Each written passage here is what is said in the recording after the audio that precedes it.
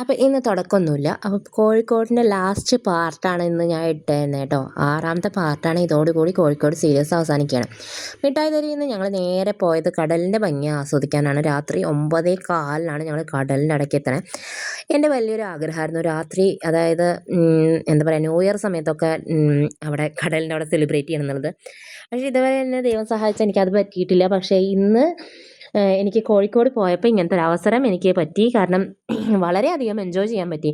രാത്രി 9 മണിക്കൊക്കെ നമ്മൾ കടലിൽ പോകുക എന്നുള്ളത് തന്നെ വലിയൊരു കാര്യമാണ്. കടലിലേക്ക് പോയി കടൽ ആസ്വദിച്ചു. പക്ഷേ ആ സമയത്ത് കടലിൻ്റെ ഒരു എന്താ പറയുക, ഒരു സ്വഭാവം നമുക്ക് മനസ്സിലാക്കാൻ പറ്റി. കടൽ ആകെ നമ്മൾ രാവിലെ കാണുന്ന പോലെയൊന്നും ആയിരുന്നില്ല, വൈകുന്നേരം കണ്ട പോലെയൊന്നുമല്ല. കടൽ ഭയങ്കരമായിട്ട് ആർത്തലച്ച് വരികയായിരുന്നു. പിന്നെ ഇടയിൽ ചാറ്റൽ മഴയും പെയ്തായിരുന്നു കേട്ടോ. അപ്പോൾ ഞങ്ങൾക്ക് ആകെ ഡേഞ്ചർ, ഭയങ്കര എന്താ പറയുക, ഭയങ്കര ഒരു നിശബ്ദ ശാന്ത ഒരു മൂകത ആയിരുന്നു. നല്ലൊരു എക്സ്പീരിയൻസ് ആയിരുന്നു. നമ്മുടെ അവിടേക്ക് എനിക്കിങ്ങനെ പോകണം എന്നൊക്കെ ആഗ്രഹം ഉണ്ടായിരുന്നു. പക്ഷേ ഹസ്ബൻഡ് അങ്ങനെ രാത്രി കൊണ്ടുപോയില്ല. പിന്നെ എന്നോട് പറഞ്ഞിരുന്നത് രാത്രി 6 മണി കഴിഞ്ഞാൽ കടലിൽ കൊണ്ടുപോയില്ല, കടൽ അടയ്ക്കും എന്നാണ് എൻ്റെ അടുത്ത് പറഞ്ഞിട്ടുണ്ടായിരുന്നത്. പക്ഷേ എനിക്ക് കോഴിക്കോട് പോയപ്പോഴാണ് മനസ്സിലായത് കടൽ അടയ്ക്കില്ല, 24 hours ഓപ്പണിംഗ് ആണെന്നുള്ളത്. അവിടെ നമ്മളെ നിയന്ത്രിക്കാനും ആരും ഉണ്ടായിരുന്നില്ല. അപ്പോൾ ഞങ്ങൾ കുറച്ച് നേരം കടലിൽ കുറച്ച് നേരം കളിച്ച് നിന്നു. അത് കഴിഞ്ഞത് എനിക്ക് ഭയങ്കര ഇഷ്ടമായിട്ടോ. കാരണം എന്താണെന്ന് വെച്ചാൽ നമ്മുടെ കടലിൻ്റെ അവിടെയൊക്കെ വേണ്ടതാണ്. നമ്മുടെ സൂവിൻ്റെ അവിടെ മാത്രമേ ഞാൻ കണ്ടിട്ടുള്ളൂ ഈ ഉപ്പിലിട്ടത്. അപ്പോൾ പിന്നെ ബീച്ച് ഫെസ്റ്റ് നടന്നായിരുന്നു കേട്ടോ. ഇപ്പോൾ ഈ മഴ കാരണം നിർത്തി അവർ. കാരണം മഴ കാരണം കളിക്കാനുള്ള കുറേ കളിപ്പാട്ടങ്ങളും കുറേ കാര്യങ്ങളൊക്കെ കണ്ടു. മറ്റേ യന്ത്രൂഞ്ഞാലും അതും ഇതൊക്കെ കുട്ടികൾക്ക് കളിക്കാനുള്ളതൊക്കെ കണ്ടു. അപ്പോൾ ഞങ്ങൾക്ക് അതിൽ പോകാനൊന്നും പറ്റിയില്ല കേട്ടോ. അപ്പോൾ എനിക്ക് വലിയൊരു ആഗ്രഹമായിരുന്നു ഈ നേരത്തെ കടലിൽ കളിക്കണം എന്നുള്ളത്. അതെന്തായാലും എനിക്ക് സാധിച്ചു. വളരെയധികം താങ്ക്സ്.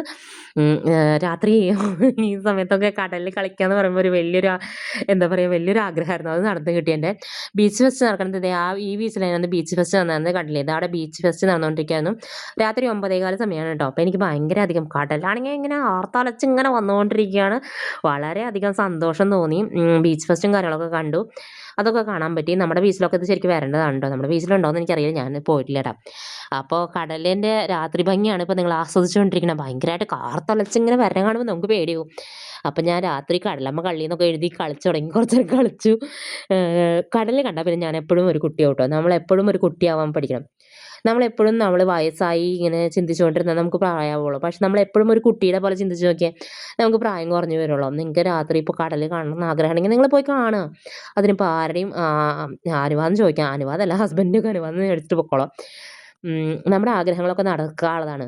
അതുകൊണ്ടാണല്ലോ നമുക്ക് ഭൂമിയിലേക്ക് ദൈവം ഇങ്ങനെ നമ്മളെ പടച്ചു വിട്ടാണത്. അപ്പം നമുക്ക് കുഞ്ഞു കുഞ്ഞു ആഗ്രഹങ്ങളാണെങ്കിലും നമ്മുടെ ആഗ്രഹങ്ങൾ സാധിക്കാൻ നമുക്ക് പറ്റണം. അപ്പം എൻ്റെ ആഗ്രഹം ഇപ്പോൾ എനിക്ക് എൻ്റെ ഹസ്ബൻഡ് സാധിച്ചു തന്നില്ലെങ്കിലും, പക്ഷേ എനിക്ക് ഇപ്പോൾ ഞാൻ ട്രിപ്പ് പോയ എൻ്റെ ടീമിൻ്റെ കൂടെ എനിക്ക് കടൽ കാണാൻ വളരെ വലിയൊരു ആഗ്രഹമായിരുന്നു.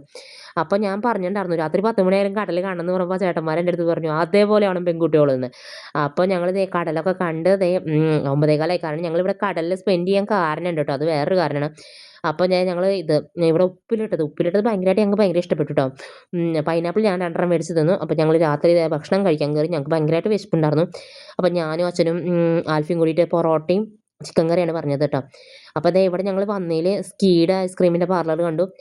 പിന്നെ എനിക്കിവിടെ കണ്ടതിൽ ഏറ്റവും ഇഷ്ടപ്പെട്ടത് നമ്മുടെ ഷെഫ് പിള്ളയുടെ കടയാണ്. അടിപൊളി ആംബിയൻസും സൂപ്പർ വൈബുമാണ്. പക്ഷെ ഞങ്ങൾക്ക് കയറാനുള്ള ബഡ്ജറ്റില്ലാത്ത കാരണം ഞങ്ങൾ കയറിയില്ല.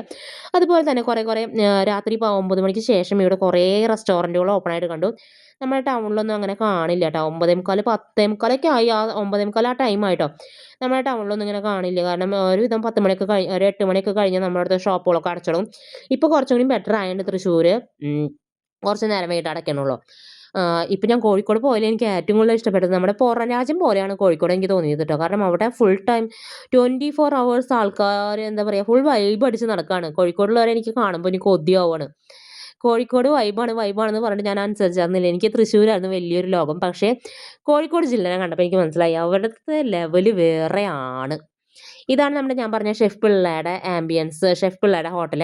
എനിക്കിത് കണ്ടപ്പോൾ പ്രേമം സിനിമയിലത്തെ മറ്റേ കാഫ്റ്റീരിയയാണ് ഓർമ്മ വന്നത് കേട്ടോ. ഫുള്ള് ലൈറ്റൊക്കെ ഇട്ട് നല്ല അടിപൊളി ആംബിയൻസിലാണ് വെച്ചാണ് ഷെഫ് പിള്ളയുടെ ഹോട്ടൽ കേട്ടോ.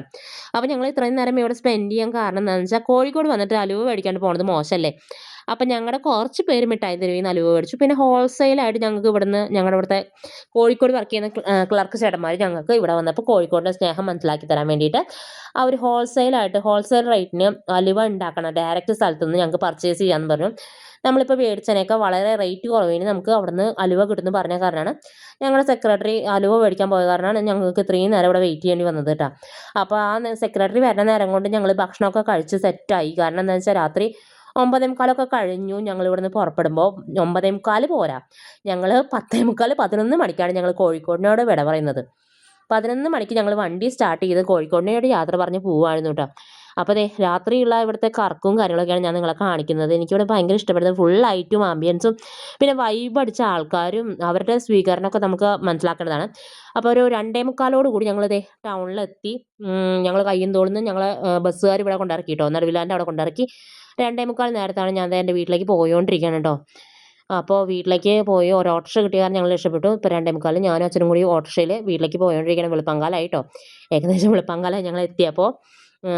ഞങ്ങൾ 10 മണിക്ക് എത്തണം, ഞങ്ങൾ 2:45 തിരിച്ചെത്തിയത്.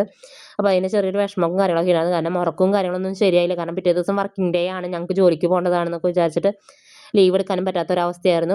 അപ്പോൾ അതേ ചേട്ടനെ കിട്ടിയാൽ ഞങ്ങൾ രക്ഷപ്പെട്ടു. രാത്രി നമുക്ക് ഓട്ടോറിക്ഷയും കാര്യങ്ങളും കിട്ടില്ല എന്നാണ് വിചാരിച്ചത്. പക്ഷേ ഓട്ടോറിക്ഷയും കാര്യങ്ങളൊക്കെ കിട്ടി. ആ ചേട്ടൻ നല്ല സുഖത്തിൽ ഞങ്ങളെ വീട്ടിൽ കൊണ്ടാക്കാൻ വേണ്ടി സജ്ജനായിട്ട് കൊണ്ടുവന്നു. അപ്പോൾ അതേ എനിക്ക് ഏറ്റവും കൂടുതൽ ഇഷ്ടപ്പെട്ടത് കാളത്തോട് ഈ ഫ്രൂട്ട്സ് ഷോപ്പ് 24 അവേഴ്സ്, അതായത് രാത്രി 12 മണിക്ക് ശേഷം 24 അവേഴ്സ് ഓപ്പൺ ആണ്. നമുക്ക് എപ്പോൾ ചെന്നാലും നമുക്ക് ഫ്രൂട്ട്സ് ഫ്രഷ് ആയിട്ട് അവിടെ നിന്ന് മേടിക്കാൻ പറ്റും. അതേപോലെ അവരുടെ തന്നെ ഷേക്ക് കടയുണ്ട്. നമുക്കവിടെ ഷേക്കും അവൈലബിൾ ആണ്. വളരെ റീസണബിൾ റേറ്റിലാണ് ഷേക്കും കാര്യങ്ങളൊക്കെ കൊടുക്കുന്നത് കേട്ടോ. അപ്പോൾ അതെ ഞങ്ങളിത് ഈ വണ്ടിയിൽ ഇങ്ങനെ പോയോണ്ടിരിക്കുകയാണ്. ഈ പോക്ക് മാത്രമേ ഉള്ളൂ കേട്ടോ. വീടെത്താറ സമയം നോക്കിയോളൂ, 2:20 ആവാറായി ഞങ്ങൾ വീട്ടിലെത്തിയപ്പോൾ. 2:20 ഞങ്ങൾ ഇതേ വീടിൻ്റെ അവിടെ എത്തണമല്ലോ കേട്ടോ. 2:30 ഞങ്ങൾ കുടുംബത്തിൽ കറക്റ്റ് കയറുന്നത്. 2:30 വീട്ടിലെത്തി. 2:45 കുളിച്ച് എല്ലാം കഴിഞ്ഞ് കിടന്ന് ആ സമയം 3 മണിയായി കേട്ടോ. കാരണം എന്താണെന്ന് വെച്ചാൽ കുളിച്ച് ഫ്രഷ് ആയിട്ട് വേണ്ട കയറി കിടക്കാൻ. അപ്പോൾ അതെ ഇന്നത്തോടു കൂടി ഇതേ എൻ്റെ കോഴിക്കോട് വിശേഷങ്ങൾ അവസാനിക്കുകയാണ്. ഇഷ്ടപ്പെട്ടാൽ ലൈക്ക് ചെയ്യാനും സബ്സ്ക്രൈബ് ചെയ്യാനും മറക്കരുത്. ചാനൽ ആദ്യമായിട്ട് കാണുന്നവരോട് വീണ്ടും വീണ്ടും പറയുന്നു, സബ്സ്ക്രൈബ് ചെയ്യൂ പ്ലീസ്. നിങ്ങൾക്ക് ഇതേപോലത്തെ നല്ല നല്ല വീഡിയോസ് കാണുന്നതിനായി ഈ ചാനൽ ഫോളോ ചെയ്യുക. ഈ ചാനലിൻ്റെ പേരാണ് ലിറ്റിൽ വേൾഡ്. അപ്പം ഞാൻ ഇനി അധികം വലിച്ചു നീട്ടുന്നില്ല. ഇഷ്ടപ്പെട്ടില്ലെങ്കിൽ ഡിസ്ലൈക്ക് ചെയ്യാനും മറക്കരുത്. ഞാൻ ഇത്രയും കഷ്ടപ്പെട്ട് വീഡിയോ ചെയ്യുന്നതല്ലേ, നിങ്ങൾക്ക് ഇഷ്ടപ്പെട്ട ഒരു ലൈക്ക്, വേറെ ഒന്നും ഞാൻ ചോദിക്കുന്നില്ല. നിങ്ങളുടെ ഒരു കിഡ്നി ഒന്നും ഞാൻ ചോദിക്കുന്നില്ല. നിങ്ങൾക്ക് ഇഷ്ടപ്പെട്ടെങ്കിൽ മാത്രം ഒരു ലൈക്ക് അടിക്കുക, ഇല്ലെങ്കിൽ കമൻ്റ് അടിക്കുക. വെച്ചിട്ട് പോടിയെന്ന് എന്തെങ്കിലും കമൻ്റ് അടിക്കുക. മാന്യമായ രീതിയിൽ കമൻ്റ് അടിച്ചോളൂ കേട്ടോ. മോശമായ രീതിയിൽ പറ്റിയത് പോരാ. കാരണം എന്താ വെച്ചാൽ ഒരു പെൺകുട്ടിയല്ലേ, അതും കൂടി വിചാരിച്ച് നിങ്ങൾ കമൻറ്റ് ചെയ്തോളൂ കേട്ടോ. അപ്പോൾ അതായത് ഞങ്ങൾ വീടെത്താറായി. അതിൻ്റെ ക്ഷീണവും കാര്യങ്ങളൊക്കെ ഉണ്ട് കേട്ടോ. കാരണം തലേ ദിവസം എന്താ പറയുക വട്ടവടയിൽ നിന്ന് എത്തിയിട്ടുള്ളൂ. മൂന്നാർ വട്ടവടയിൽ നിന്ന് എത്തിയതിന് ശേഷമാണ് രാവിലെ പോയതാണ് കോഴിക്കോട്. എനിക്ക് 2 ദിവസത്തെ ഉറക്കം ഒന്നും ശരിയായിട്ടുണ്ടായിരുന്നില്ല. അങ്ങനെ ഞങ്ങളത് ഈ ചേട്ടൻ നല്ല സുരക്ഷിതമായിട്ട് ഞങ്ങളുടെ വീട്ടിൽ കൊണ്ടെത്തിച്ചു. 3 മണിയോടുകൂടി 2:45 ഞങ്ങൾ ഞങ്ങളുടെ വീട്ടിലേക്ക് എത്തി. കാരണം രാത്രി ഇപ്പോൾ ഓട്ടോ സർവീസ് ഉള്ള കാരണം രക്ഷപ്പെട്ടു. ഊബർ നോക്കിയപ്പോൾ കിട്ടുന്നുണ്ടായിരുന്നില്ല കേട്ടോ. പക്ഷേ ഇവിടെ ഈ ചേട്ടന് ഇപ്പോൾ ഇത്തിരി ഒരു 25 രൂപ 55 രൂപയാണ് കൂടുതൽ കൊടുത്തത്. പക്ഷേ കുഴപ്പമില്ല. Thanks for watching my channel.